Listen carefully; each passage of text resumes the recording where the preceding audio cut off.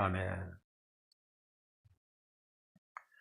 여러분들에게 먼저 질문을 좀 해보겠습니다. 여러분은 천국과 지옥이 있다고 믿으십니까? 아멘이죠? 우리는 모두가 천국과 지옥이 있다고 믿기 때문에 지금 이 자리에 있는 겁니다. 그런데 그렇지 않은 사람들이 너무나 많이 있어요.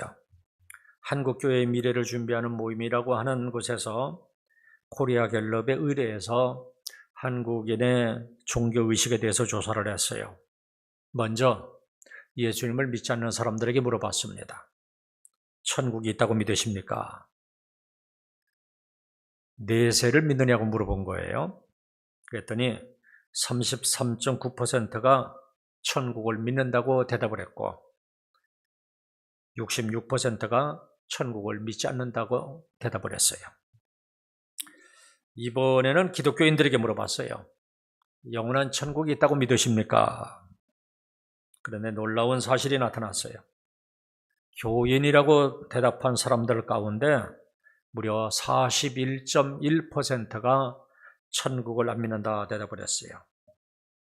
이 사람들은 천국의 개념을 다르게 생각을 하고 있어요. 이 땅에서 예수님을 믿고 믿음으로 사는 것이 천국이라고 대답을 했다는 거예요. 그리고 천국은 이 땅에서 이루어지는 상징적으로 생각을 했대요. 그러면 여러분들은 어떻게 생각하십니까? 확실하게 내세를 믿고 천국과 지옥이 있다고 믿으십니까? 확실하게 아멘이라고 대답할 수 있어야지만 돼요. 그러면 미국 사람들은 어떨까?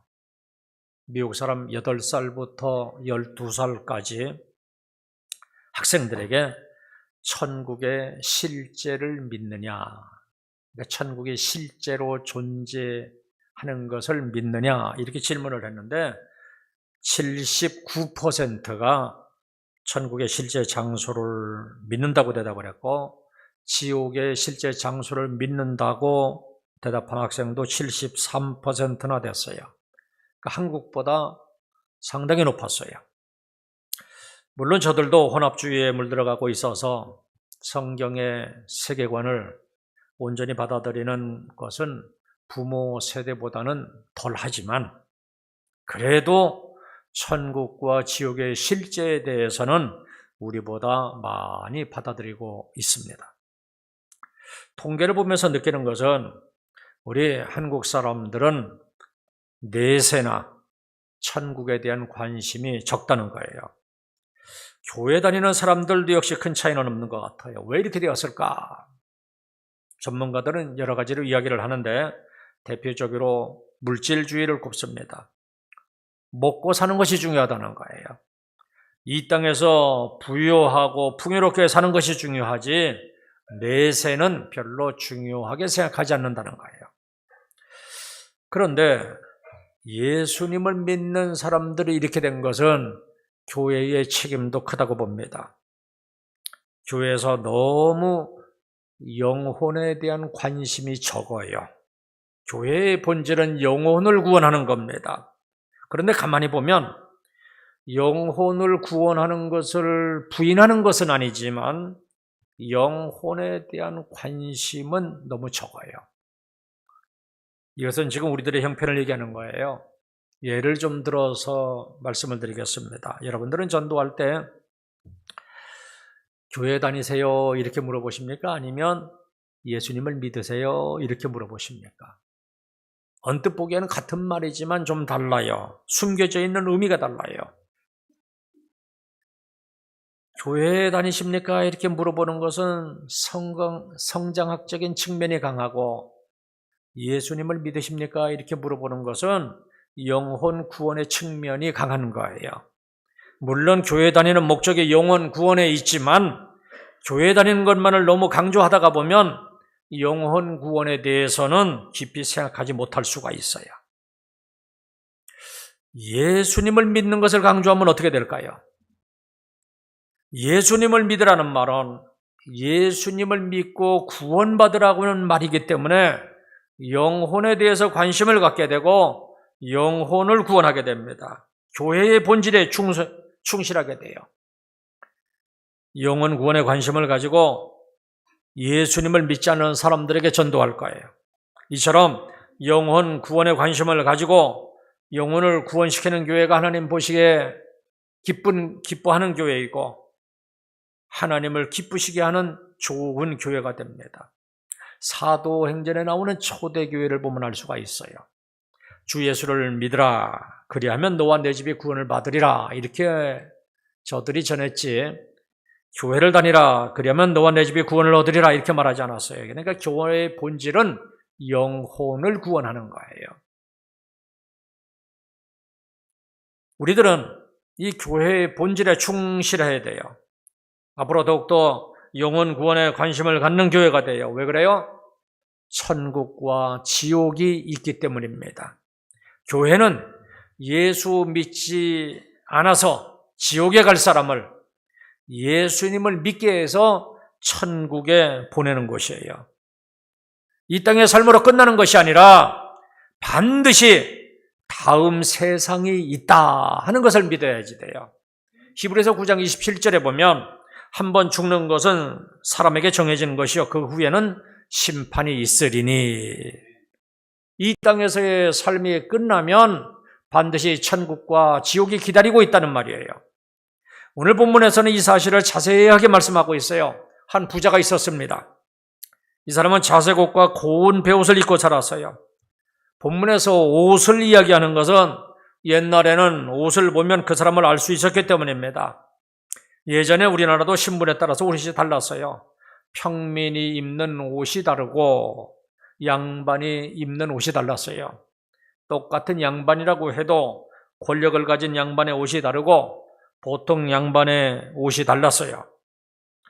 오늘 본문의 부자는 자색 옷을 입었다 그랬는데 이 자색은 로마 황실에서 전용으로 입는 색깔이에요.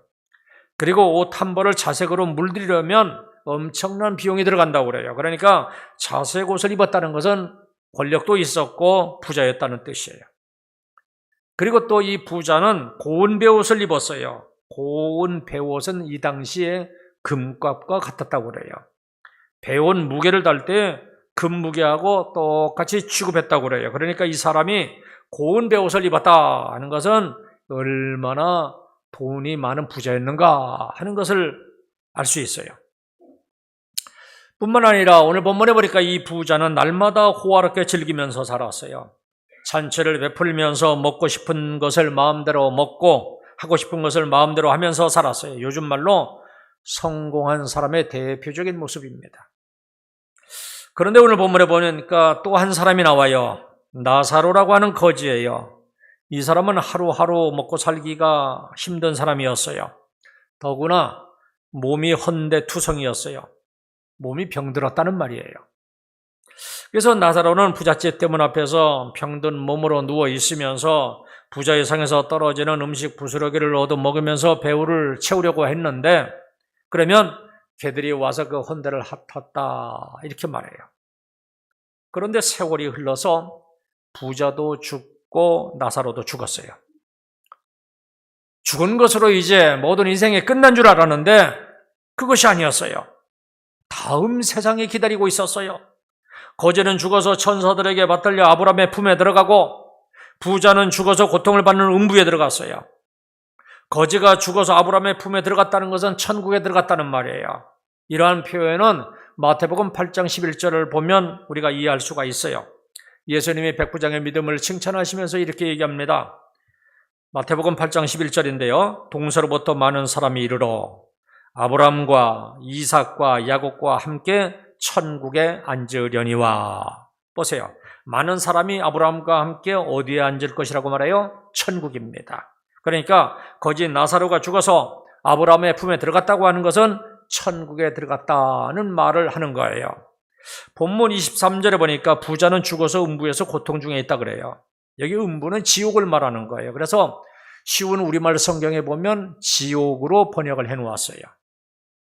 아무튼 거지는 죽어서 천국에 들어갔고 부자는 죽어서 지옥에 들어간 거예요. 이처럼 성경에서는 사람이 죽으면 그 다음에는 반드시 천국과 지옥이 기다리고 있다는 것을 증언해요. 예수님은 천국과 지옥을 얼마나 많이 강조했는지 몰라요. 대표적인 것이 마태복음 25장에 나와요. 달란트 비유인데 어느 종에게는 착하고 충성된 종이라고 칭찬을 하면서 주인과 함께 즐거움에 참여하라 그랬어요. 주인과 함께 즐거움에 참여하고 누리는 곳이 바로 천국입니다. 또 어느 종에게는 악하고 게으른 종이라고 책망하면서 이 쓸데없는 종을 바깥 어두운 데로 내쫓으라 그랬어요. 바깥 어두운 데가 바로 지옥을 말하는 거예요. 최후의 심판 부분에서는 이것을 더욱더 구체적으로 천국과 지옥에 대해서 말씀하십니다. 마태복음 25장 32절 이하에 보면 목자가 양과 염소를 구분하는 것 같이 하여 양은 그 오른편에 염소는 왼편에 두리라 그랬어요. 그리고 46절에 가서는 그들은 영벌에 의인들은 영생에 들어가리라 그럽니다. 영생에 들어가고 영벌에 들어간다는 것은 천국과 지옥에 들어간다는 말이에요. 이처럼 성경에서는 너무나 분명하게도 천국과 지옥이 있다 이렇게 말씀하고 있어요. 나는 아직 미국에 가보지 못했어. 그렇기 때문에 미국이라고 하는 나라가 있다는 것을 나는 믿을 수 없어. 이렇게 얘기하는 사람은 정말로 어리석은 사람이잖아요. 마찬가지로 천국과 지옥을 인정하지 않는 것은 가장 어리석은 사람이에요.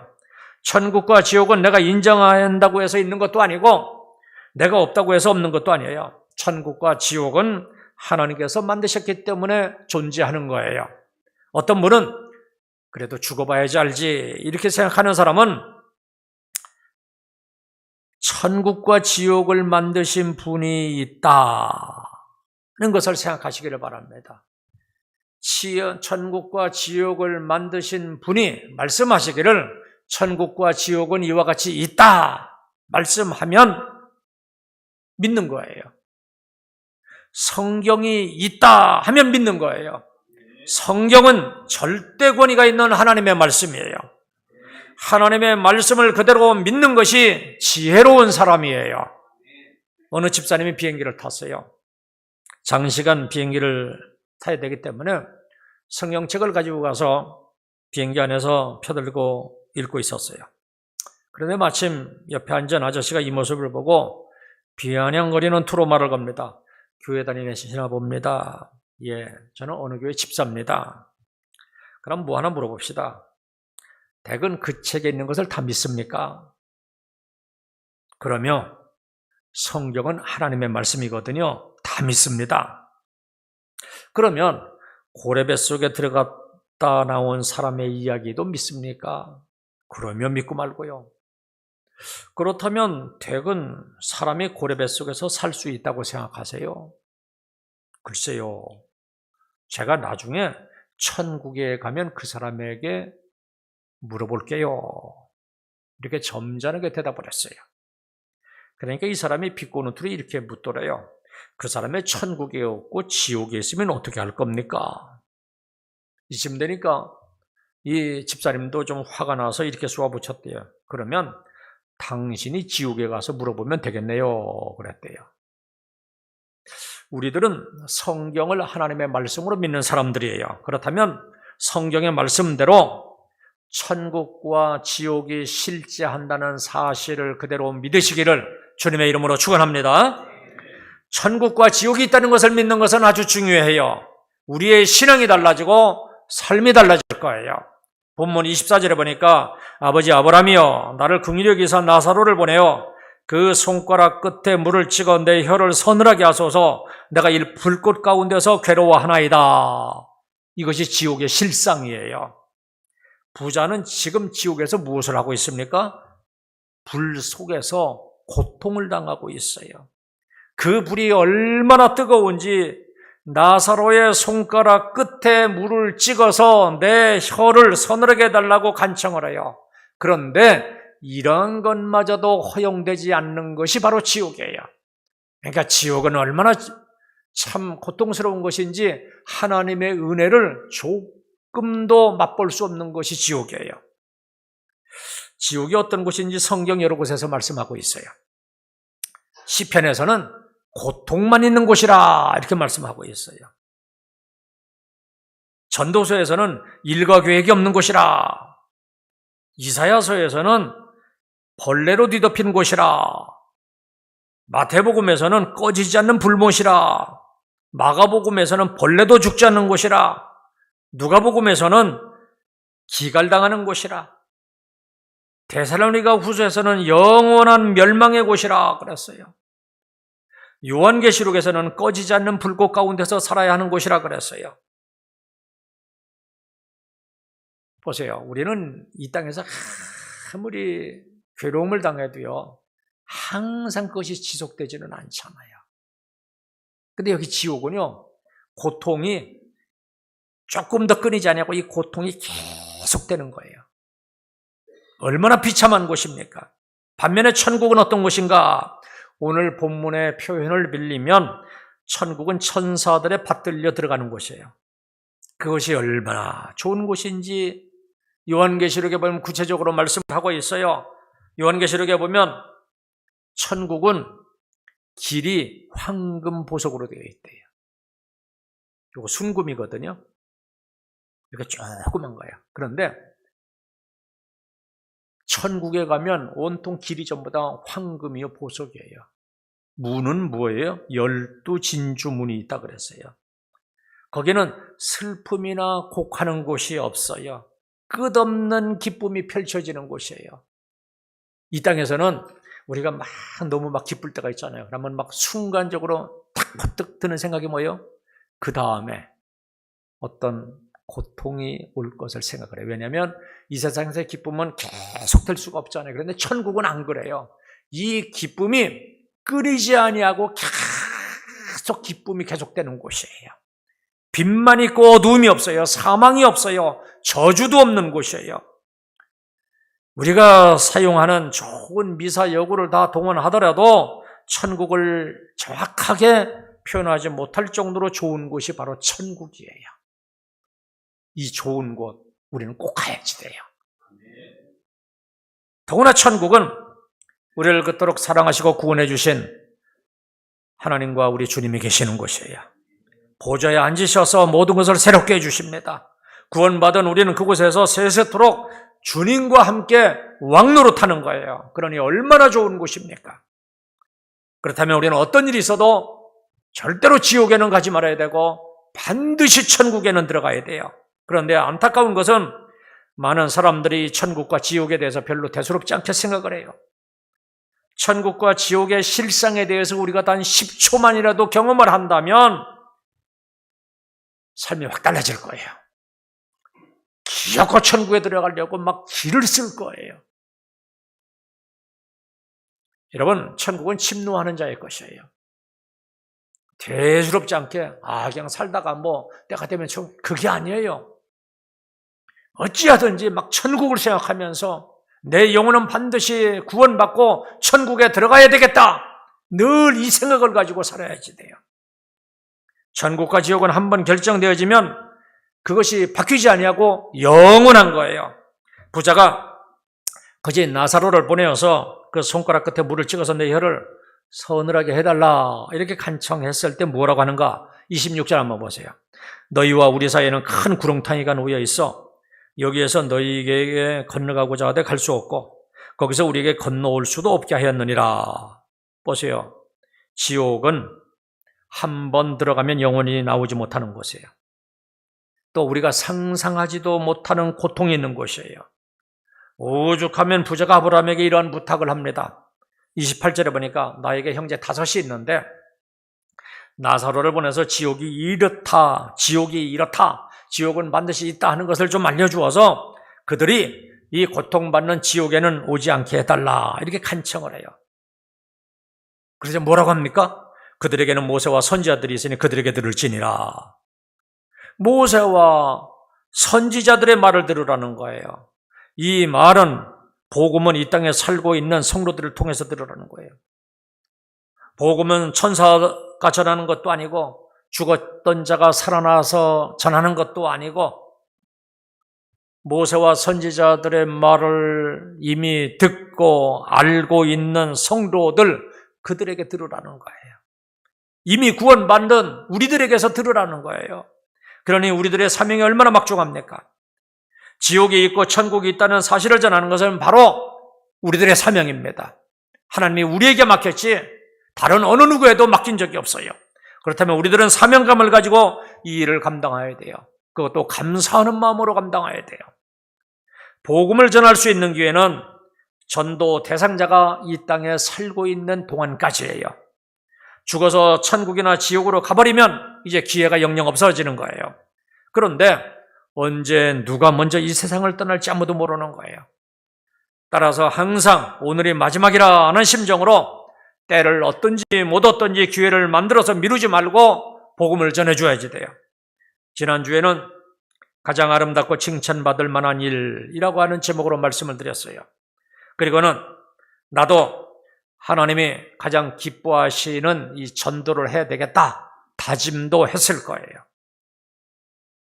이런 다짐을 했다면 그러면 여러분 이번 주에 얼마나 전도를 했습니까? 막상 전도를 하려고 보니까 이런저런 핑계거리가 생기게 됐을 거예요. 그리고 또 다시 마음이 약해지기도 했을 거예요. 그러므로 우리는 다시 힘을 내야 됩니다. 어떤 일이 있어도 영혼을 구원하는 이 가장 아름다운 일을 나도 해야 되겠다. 다시 다짐해야 돼요. 그리고 깨달아야지만 됩니다. 지난주 본문이었던 로마서 10장 14절입니다. 듣지도 못한 일을 어찌 믿으리요? 전파하는 자가 없이 어찌 들으리요? 우리가 복음을 전하지 않는데 어떻게 저들이 믿고 천국에 들어갈 수가 있겠습니까? 천국과 지옥이 있다는 것을 알려주고 천국에 가는 방법을 알려줘야지만 됩니다. 그러면 누가 천국에 가는 것인가? 누가 천국에 가는가? 천국은 죄가 전혀 없는 곳이기에 죄가 전혀 없는 사람의 천국에 가는 것인데 죄를 가지고는 죄가 전혀 없는 천국에 들어갈 수 없는 것인데 그러면 우리는 어떻게 천국에 들어갈 수가 있는가? 의인은 없나니 하나도 없다고 말씀한 것처럼 죄가 없는 사람은 단 한 사람도 없는데 내가 어떻게 천국에 들어갈 수 있는가? 죄를 가지고는 지옥으로 끌려갈 수밖에 없는데 죄의 싹은 사망인데 어떻게 죄의 문제를 해결하고 지옥으로 끌려가지 아니하고 내가 천국에 들어갈 수가 있는가?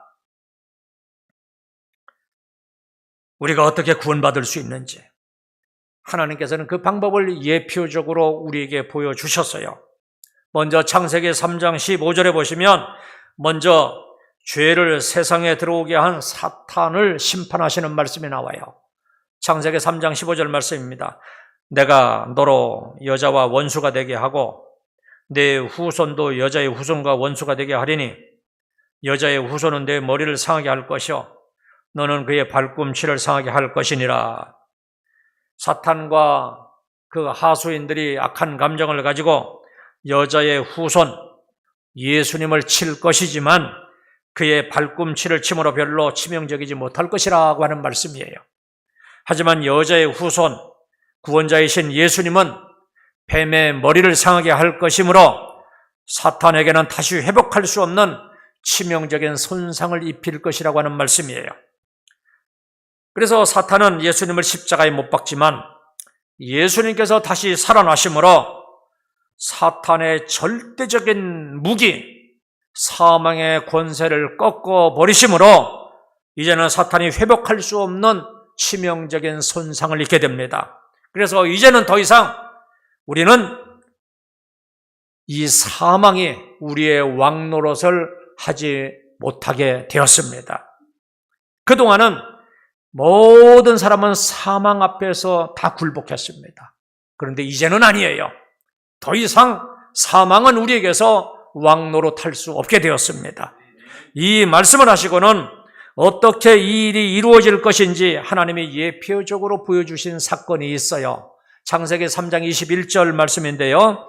여호와 하나님이 아담과 그의 아내를 위하여 가죽옷을 지어 입히시니라. 아담과 하와가 죄를 짓고는 부끄러움을 알게 되었습니다. 자기들이 벗은 줄을 알고 무화과 나무 잎을 엮어서 치마를 만들어 입었습니다. 이 모습을 보시고 하나님께서 짐승을 잡아서 그 가죽으로 옷을 집어서 입히신 거예요. 그래서 인간의 부끄러움을 가려주시고 짐승을 잡아 대신 희생시키시고 가죽 옷을 만드신 거예요. 이것은 인간의 죄를 어떻게 속할 수 있는가 하는 것을 보여주신 거예요. 이것이 구약시대의 동물제사의 원형입니다. 그리고 또 이 사건은 장차 인간의 죄의 문제를 어떻게 해결하실 것인가 하는 것을 보여주는 것이기도 합니다. 예수 그리스도를 이 땅에 인간으로 보내시고 십자가에서 유월절 희생양으로 대신 죽게 하심으로 우리의 죄를 용서하실 것을 보여주신 거예요. 그러니까 나 대신 예수님이 대신 죄값을 치르시고 죽으신 거예요. 예수님이 나의 죄값을 치르셨기에 나는 다시 그 값을 치를 필요가 없게 된 것입니다. 이것이 하나님의 구원하시는 방법인데 이러한 하나님의 마음을 성경 곳곳에서 우리에게 알게 해 주십니다. 여러 가지가 있겠지만 좀 대표적인 것을 들으라면 하나님께서 이스라엘 백성들에게 고엘 제도를 주셨습니다. 고엘의 의미가 무엇인가? 레위기 25장 25절 말씀을 읽어드리겠습니다. 만일 내 형제가 가난하여 그의 기업 중에서 얼마를 팔았으면 그에게 가까운 기업 물을 자가 와서 그의 형제가 판 것을 물을 것이요. 가난한 사람에게 집안에 가까운 기업 물을 자가 와서 고엘이죠. 그의 형제가 판 것을 물을 것이라 가리라고 하는 단어예요. 집안이 망하여서 도저히 자기 기업을 되찾을 수 없을 때 기업을 물을 자격이 있는 사람이 대신 그 기업을 찾아준다는 제도예요. 그런데 이 기업 물을 자는 아무나 되는 것이 아니라 자격이 정해져 있었어요. 마찬가지로 하나님은 죄로 인해서 잃어버린 우리의 기업이 있는데 그것이 곧 천국인데요. 그것을 되찾을 수 있도록 기업 물을 자를 이 땅에 보내주신 거예요. 예수님만이 우리의 기업을 물으기에 합당한 자이기 때문에 예수님을 보내실 수밖에 없었어요. 여기에 대해서는 오늘 오후 예배 시간에 우리의 기업 물을 자라고 하는 제목으로 말씀을 드리겠어요. 그래서 이 부분은 시간상 더 이상 말씀드리지 않겠습니다. 이처럼 예수님은 우리의 기업을 물을 자의 자격으로 이 땅에 오신 거예요. 우리의 죄의 값을 대신 치러주기 위해서 유월절 희생양으로 이 땅에 오신 거예요. 다 다음 주일에 말씀을 드리겠지만 하늘의 미랄이 되어 죽으시기 위해서 이 땅에 오신 거예요. 예수님이 이처럼 우리의 구원 사역을 완성시켜 놓았기 때문에 우리는 구원자이신 예수님을 믿고 영접하기만 하면 구원을 얻고 천국에 가는 거예요. 이쯤에서 우리가 예수님의 겟세마네 동산의 기도를 좀 생각해 볼 필요가 있어요. 예수님은 십자가의 고통이 어떠한지 알고 있으면서 십자가를 지신 거예요. 그 기도 내용을 보면 우리를 지옥에서 건져내어서 천국으로 들이시기 위해서 이처럼 십자가를 지신 거예요. 사순절 기간에 예수님의 고난을 깊이 묵상해 보시기를 바랍니다. 우리를 대신해서 죽으신 예수님의 구원 사역이 헛되지 않게 하시기를 바랍니다. 우리를 천국에 들이시려고 하는 예수님의 마음을 알고 어떤 경우에도 우리들은 반드시 예수님을 믿고 영접해야 돼요. 어떤 경우에도 예수님 안에 거해야지만 됩니다. 또 우리도 예수님처럼 어찌하든지 한 영혼이라도 더 살리는 자들이 되어야 돼요. 영혼을 사랑하는 마음을 가지고 한 영혼이라도 천국에 들어가게 해줘야지 돼요. 예수님의 고난 받으신 이유를 생각해 보시기를 바랍니다. 예수님의 고난을 깊이 묵상함으로 우리의 영혼을 사랑하시는 예수님의 마음을 느끼고 경험하는 은혜가 있기를 주님의 이름으로 축원합니다. 이제 기도하겠습니다.